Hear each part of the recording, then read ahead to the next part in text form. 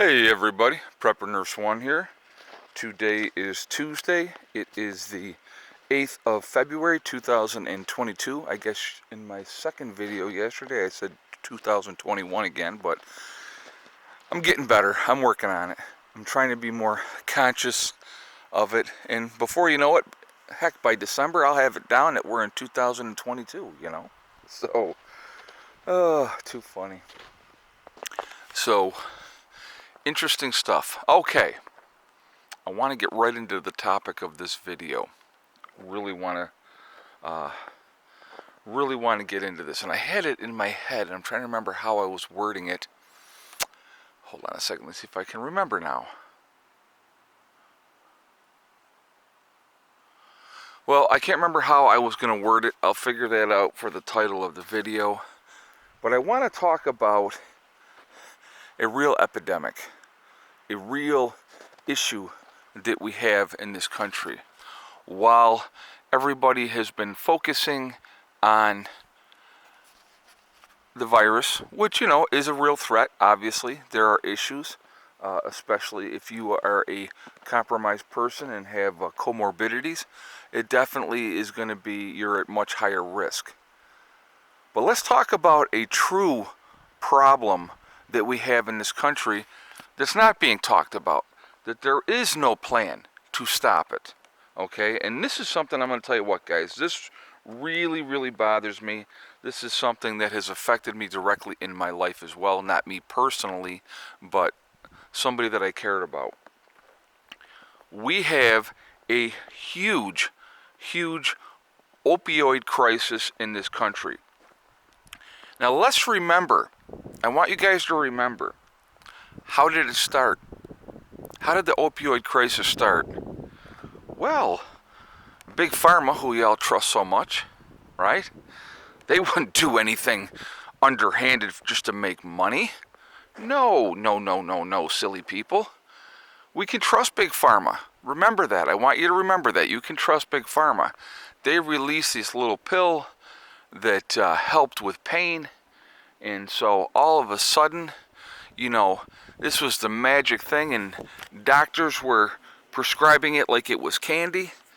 And so you had an entire generation. You had people, I want you to think about this for a second. I'm going to give an example of somebody that I did know personally that this affected.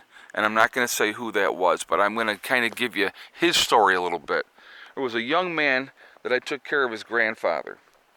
And this kid was an awesome kid. Absolutely awesome kid. He, I watched this kid grow up. I mean, I was with the family for over 10 years, so, I watched this kid grow up, and he had a knee injury, and he went into the doctors, and they subscribed him this painkiller, right? They subscribed it, and so all of a sudden, boy, that stuff is good stuff. That's good stuff, right? Makes the pain go away. You don't have to worry about anything else like that. It dulls the senses. It makes everything, who cares then?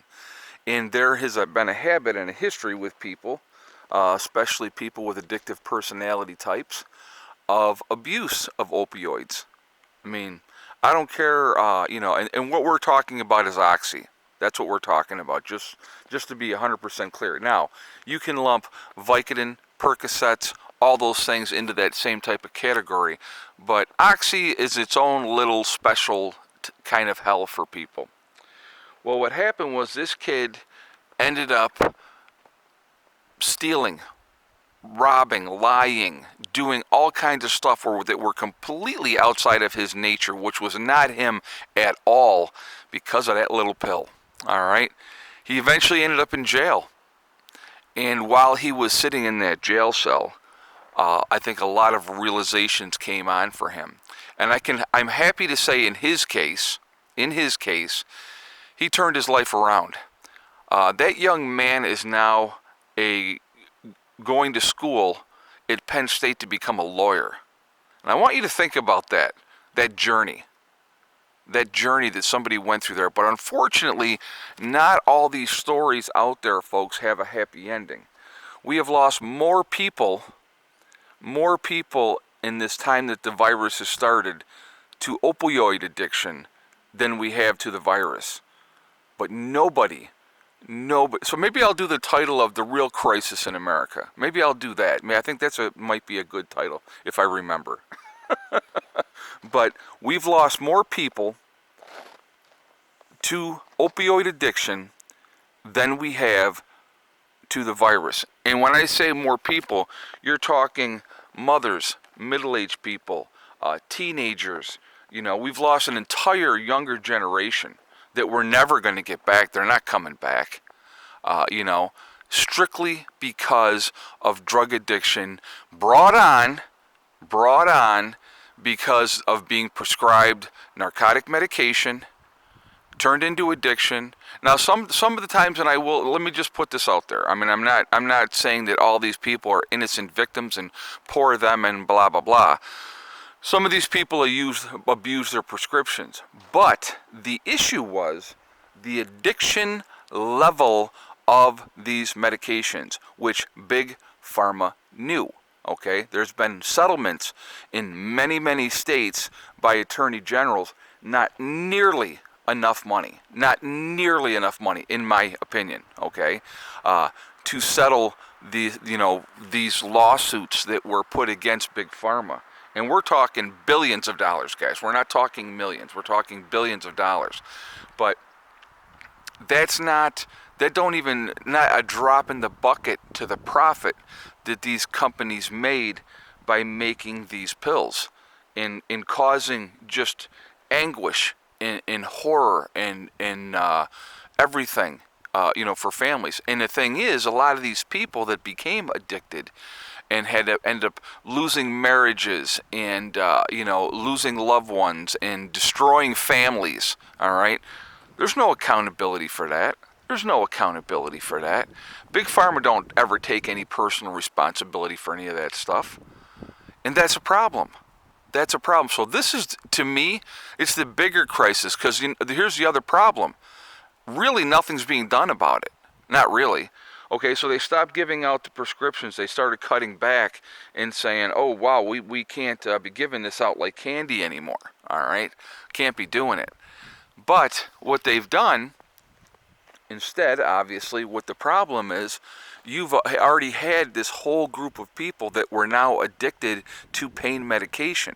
So they switched, a lot of them, not saying all, but a lot of people switched from Oxy to heroin, because it was cheap and it killed the pain. And now you have whole other issue, the overdose deaths and everything else that's going on with that whole situation. Really bad situation, guys. Really bad situation. And but it's not talked about. This isn't front page news.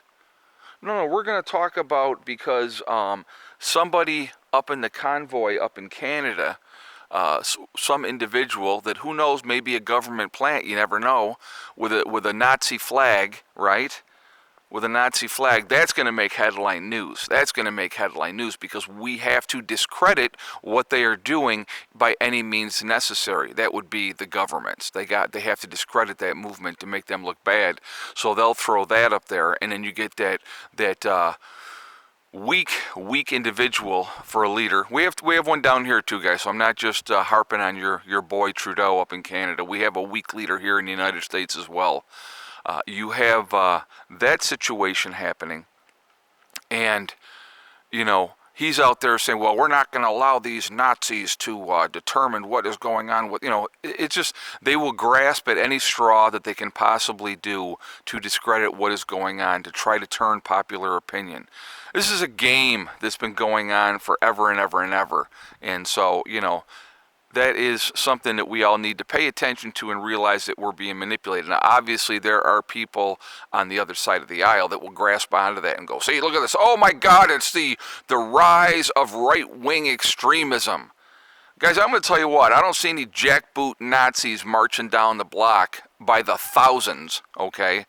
Burning down cities and beating up people and robbing storefronts and stuff like that. Oh, but there's a couple other groups that I see do that, right? But we can't talk about that because that was okay. And the media didn't cover that with those mostly peaceful protesters. I don't see the people up in Canada burning and looting in Ottawa. Don't see it. Do you see it? Tell me if you see it, because I sure don't. Okay? So that is my rant for today, folks. Something that I want you to think about. Let's talk about the true crisis that's going on here in the United States. Let's talk about that. And who? Let's think also, I want you guys to think about this, okay? Here's a thought for you. Here's a question for you. You can put it down in the answers. Who's responsible? Who's responsible for this problem that we have? Putting a medication out there that they knew was addictive, that they knew would cause people to have problems? You tell me who's responsible. All right. So there we are. So anyway, real quickly, I want to talk about my website, preparedness1.com. We have the Preparedness 1 community over there. It is free to join. You do have to register, but there is no credit card information asked to do so. Again, once you're in, check out the message boards, check out people in your state or your country to connect with like-minded people. Oh yeah, I don't know if you noticed here while we were doing this video too, by the way, it is snowing again. Also remember, guys, on my website, preparedness1.com, we have the Forefathers logo there. If you click on that, it will take you to their website, which once you're over on their website, if you decide to make a CBD or hemp purchase, make sure you use the discount code PrepperNurse1. If you do that, you will save yourself 15% on your purchase. All right, and so definitely take advantage of that as well. CBD products are a really good thing to have, especially for a long-term situation. Also, on my website, again, preparedness1.com, you click on store, it will drop down, you will see Legacy Foods. You click on that, and it will take you to the store within the website. We have GMO-free, 25-year shelf life.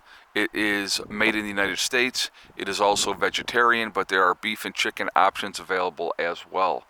Also with that, you have gluten options for those people that need that as well.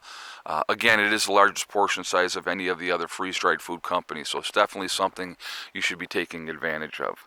All right, let's see. Last but not least, that is last but not least. But anyway, obviously overcast, snowing today here at the homestead. We did have some melted yesterday, which was wonderful, but now it's back to snow again today. But that happens. So again, today is one day closer to spring, one day closer to packing up and getting out of Dodge, and starting the new adventure down in West Virginia, which I cannot wait to do.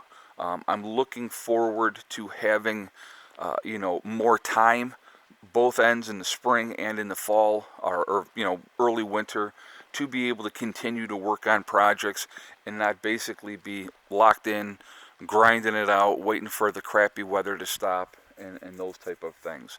So I'm looking forward to that. So anyway, guys, I am going to jump off of here for now. Remember, we are all in this together. We are one race called the human race, and as soon as we can figure that out, we're going to be in much, much better shape. Also remember to hug and kiss the ones that you love. Tell them every single day. Tomorrow is not guaranteed. We never know what's going to happen in life, so it's really important to tell the people that we care about every single day how we feel. Also, like I said, just, last thing is STD. Step, thing, and day. One step at a time, one thing at a time, and one day at a time. Whatever you're trying to do, whatever you're trying to accomplish, you can do it. The only person that is going to stop you from reaching your goals is you. That's it, nobody else. Stay positive, stay away from the negativity, and you're going to be just fine. I hope everybody's having a good day. I will get a second video up. It'll probably go up at 8 o'clock, so look for that one, and I will talk to you all later. Prepper Nurse 1, out for now.